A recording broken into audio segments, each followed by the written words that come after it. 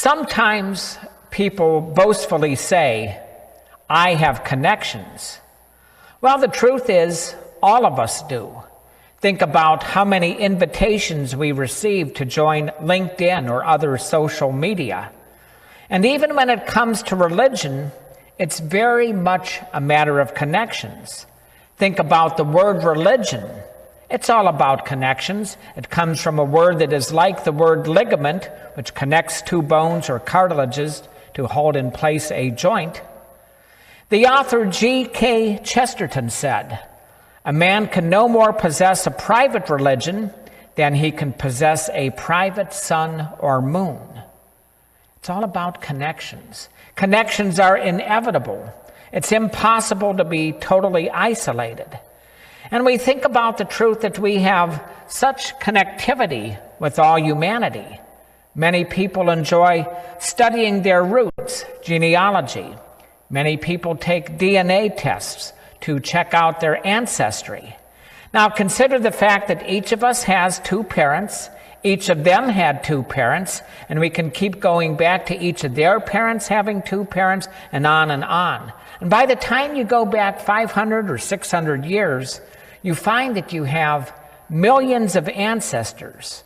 And whether or not we realize it, we have connections with them. Millions of unknown characters are dancing in our DNA, waltzing with our chromosomes, fiddling with our genetic makeup. So what connection does all of this have with today's gospel?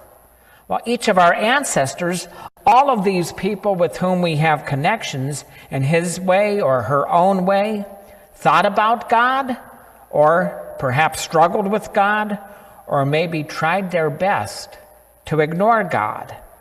And ultimately, we find that everyone is striving for wholeness of life. And where do we find it? Jesus spells it out so well in today's gospel. He says, "I am the true vine. My Father is the vine grower.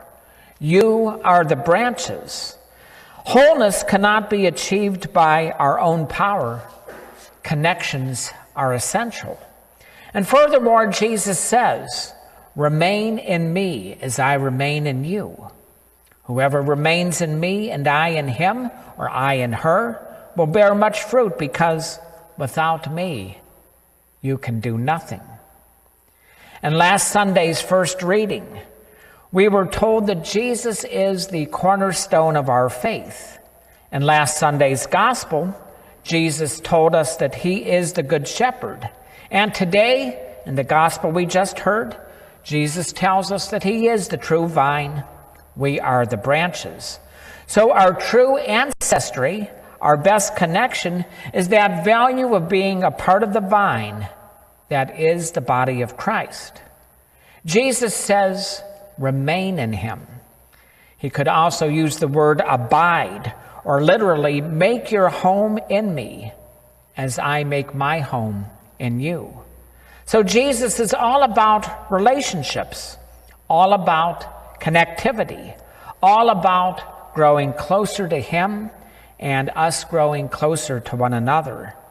And even though in one sense we don't choose whether or not we bear fruit, because some of it's up to God and some of it's up to how people respond, we do have choices to make constantly.